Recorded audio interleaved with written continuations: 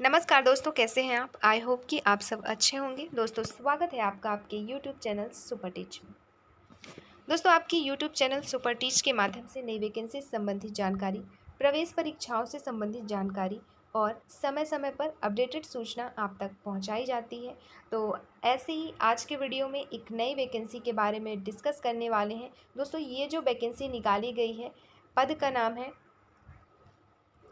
BPM, ABPM और डाक सेवक। ग्रामीण डाक सेवक की ये वैकेंसी जारी की गई है विभिन्न विभिन्न पोस्टों के लिए, और काफ़ी सारे पद हैं जिसके लिए ये वैकेंसी जारी की गई है। लगभग 44,228 पोस्ट हैं जिन पे हम चर्चा करेंगे। क्या है इनकी शैक्षणिक योग्यता, एज लिमिट क्या रखी गई है, सिलेक्शन प्रोसेस क्या है, साथ ही आवेदन की क्या प्रक्रिया रहने वाली है, तो पूरी चीज़ें। तो चलिए बिना देरी किए शुरू करते हैं और देखते हैं ये जो वैकेंसी है किस डिपार्टमेंट के थ्रू निकाली गई है। सबसे पहले तो ये जो डिपार्टमेंट है वो है मिनिस्ट्री ऑफ कम्युनिकेशन डिपार्टमेंट, और ग्रामीण डाक सेवक जीडीएस की वैकेंसी है, जिसके तहत ब्रांच पोस्ट मास्टर अर्थात BPM, assistant branch post master अर्थात एबीपीएम और डाक सेवक की भर्ती की जाएगी।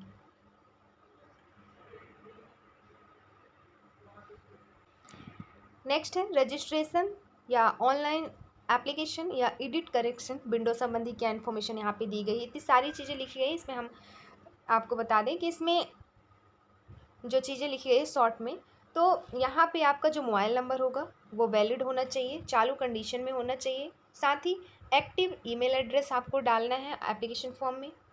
फिर आगे लिखा है, अगर आपके एप्लीकेशन में कोई त्रुटि होती है तो आप उसे 3 दिन का वक्त दिया जाएगा आवेदन के क्लोजिंग डेट के बाद करेक्शन के लिए, तो वहाँ पे आप सुधार कर सकते हैं। बाकी आप आवेदन अच्छे से फिल करें, और जो आप रजिस्ट्रेशन करेंगे, एक से ज़्यादा रजिस्ट्रेशन करेंगे तो वो इनवैलिड माना जाएगा।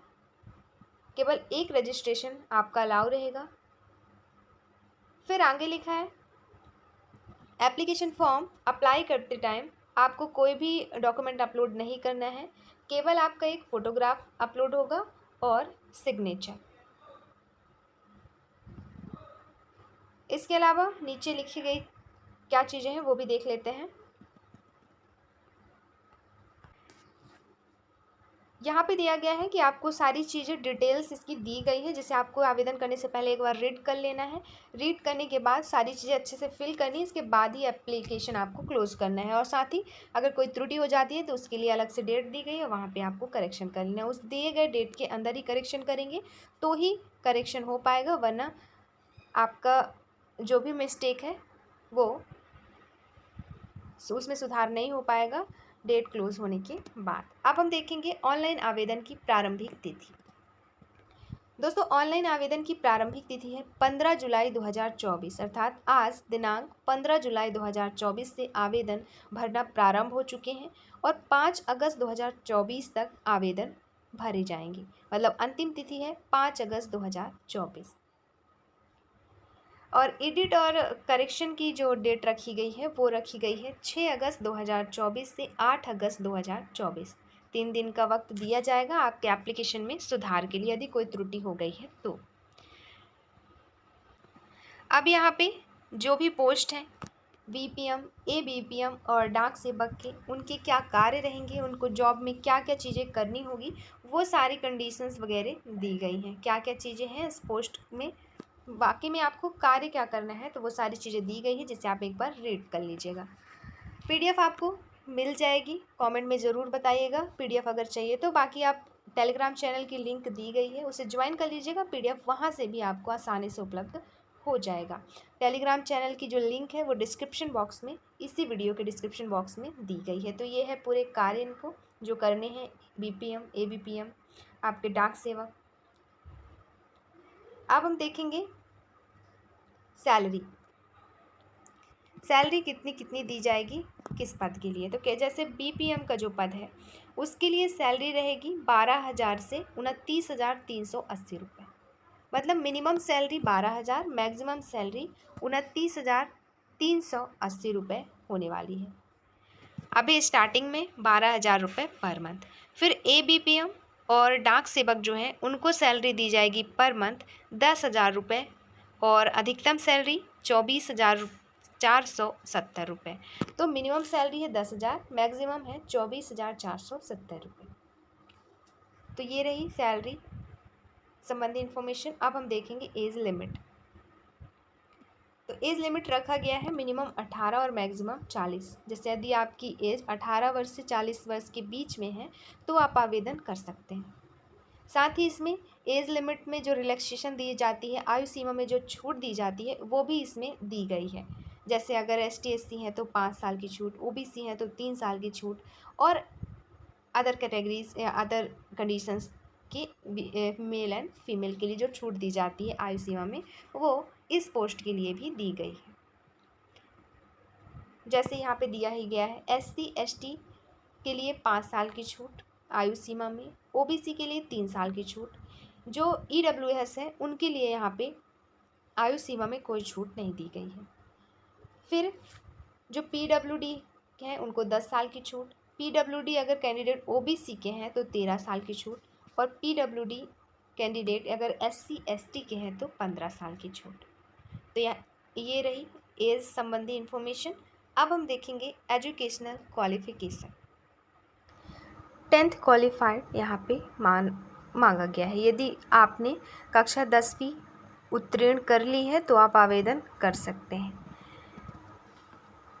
जैसे यहाँ पे लिखा भी है, educational qualification for engagement of GDSE secondary school examination pass certificate of 10th standard with passing marks in mathematics and English conduct by any recognized board of school education by the government of India, state government या union territories in India।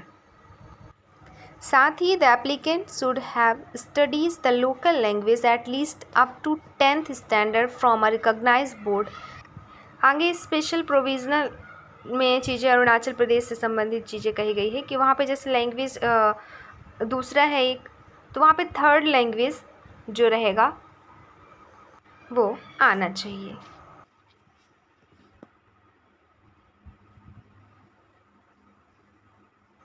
दोस्तों other qualifications में क्या चीज़ें मांगी गई है, तो other qualifications में आपको कंप्यूटर का नॉलेज होना चाहिए, दूसरा साइकिल चलानी आनी चाहिए। तो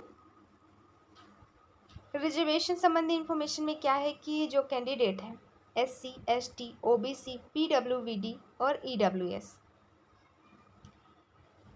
इनको आरक्षण का लाभ यहाँ पे दिया जाएगा। अब हम देखेंगे अप्लाई कैसे करना है। दोस्तों अप्लाई आपको ऑनलाइन मोड से करना है, मतलब ऑफलाइन फॉर्म यहाँ पे नहीं भरना है, ऑनलाइन फॉर्म भरना है, जो कि दिए गए वेबसाइट है इंडिया पोस्ट gdsonline.gov.in। इस वेबसाइट के माध्यम से आपको अपना आवेदन ऑनलाइन माध्यम से भरना है।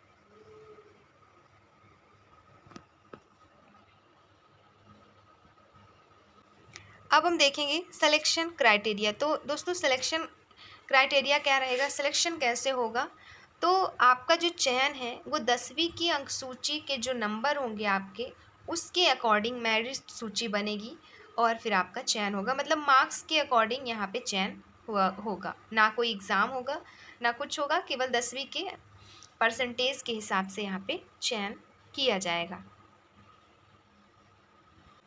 तो 10वीं के परसेंटेज के अकॉर्डिंग चयन होने के बाद डॉक्यूमेंट वेरिफिकेशन होगा।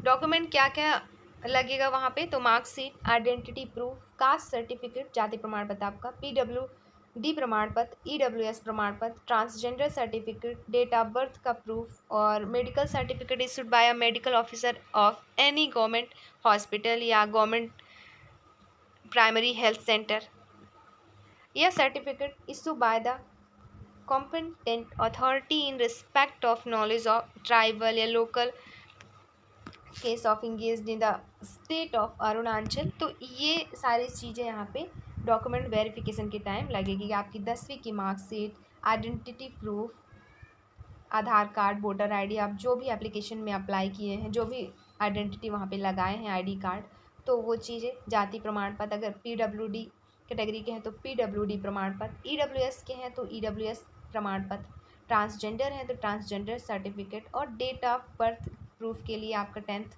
वो है ही, अगर जन्म प्रमाण पत्र बना है तो भी आप वो लगा सकते हैं। और मेडिकल सर्टिफिकेट मेडिकल ऑफिसर द्वारा जो अप्रूव हो वो। तो ये डॉक्यूमेंट लगेंगे जो आपको डॉक्यूमेंट वेरिफिकेशन के टाइम पे लेके जाना है।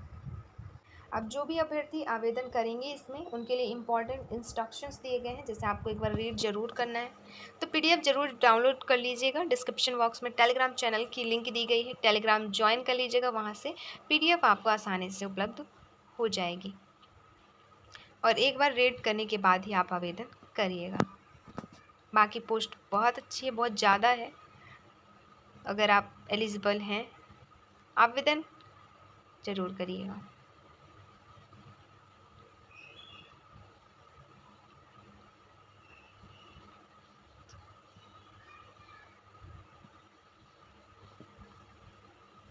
ग्रामीण डाक सेवक वैकेंसी पोजीशन फॉर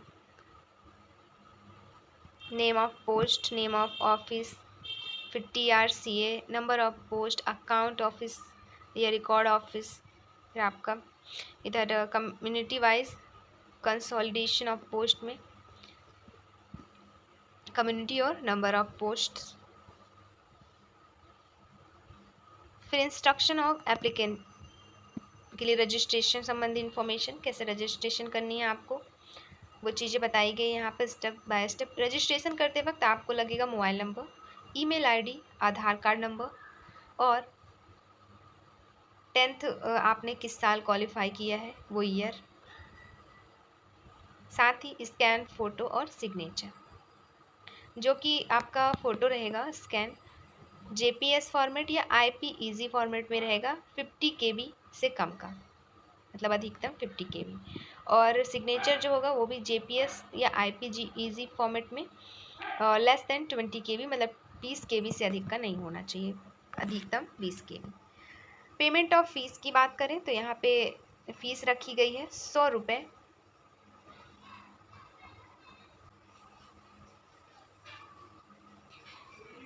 यहाँ पे list of local language for GDS engagement में अरुणाचल प्रदेश का जैसे लोकल लैंग्वेज है का तेलुगु, ऐसे ये सारी चीज़ें यहाँ पे बताई गई हैं, जिसे आप एक बार देख लीजिएगा।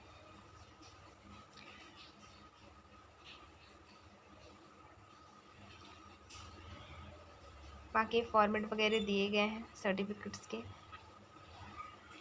जिस फॉर्मेट में आपका सर्टिफिकेट ऐसे फॉर्मेट में होना चाहिए जिसे आप अप्लाई करेंगे, अप्लाई के वक्त या दस्तावेज सत्यापन में आपको लेकर जाना है। तो बाकी की ज़रूरी चीज़ें हम देख चुके हैं, और तो आज के इस वीडियो में बस इतना ही। मिलते हैं नेक्स्ट वीडियो में एक नई वैकेंसी के साथ। और वीडियो अच्छी लगी हो तो लाइक से सब्सक्राइब जरूर करें, अगर चैनल में नए हैं तो सब्सक्राइब करें और दोस्तों को शेयर करना ना भूलें। वीडियो देखने के लिए आपका बहुत बहुत शुक्रिया।